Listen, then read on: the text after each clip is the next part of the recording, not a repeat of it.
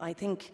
it's important that we have effective investment mechanisms. I know from the Irish perspective, as we face the potentially imminent transition in relation to Brexit and the deep and urgent transition that is needed and required in relation to climate change. But to respond to some of the points that have been made, I think in relation to climate change and the Sustainable Development Goals, while the private sector does have a role and a dynamic role,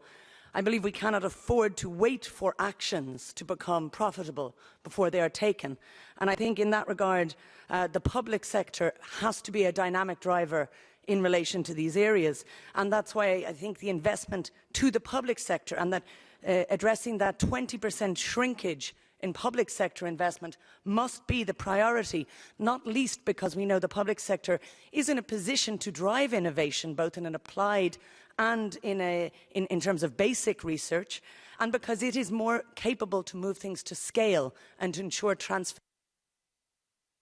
in relation to climate change, transferability to the global south, because the solutions we find, we need to bring them to all as fast as possible.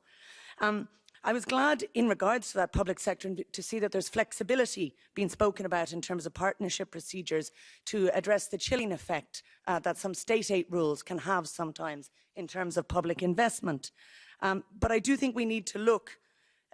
also to the investment within our international external trade agreements, because there is a chilling effect in how investment is treated there as well, in terms of the investment court system, what it does in terms of ensuring addressing both public regulation and public investment, and the ratchet clause, which makes it harder to move from private to public delivery in key areas where perhaps there's been a public shrinkage, where in fact innovation, scale and new solutions can be taken more further in a public area. And I think we need to look at our trade mandates to ensure they address and are complementary to our goals in this area. Lastly, I noticed there is an increase in the EU Invest from 2.2 million, I think, to 4 billion in terms of social investment and skills. But this is still very much lower than over 11 billion being invested in the areas of SMEs and indeed in sustainable infrastructure, which I of course support. But I am concerned that issues like care and our ageing population have been spoken about today.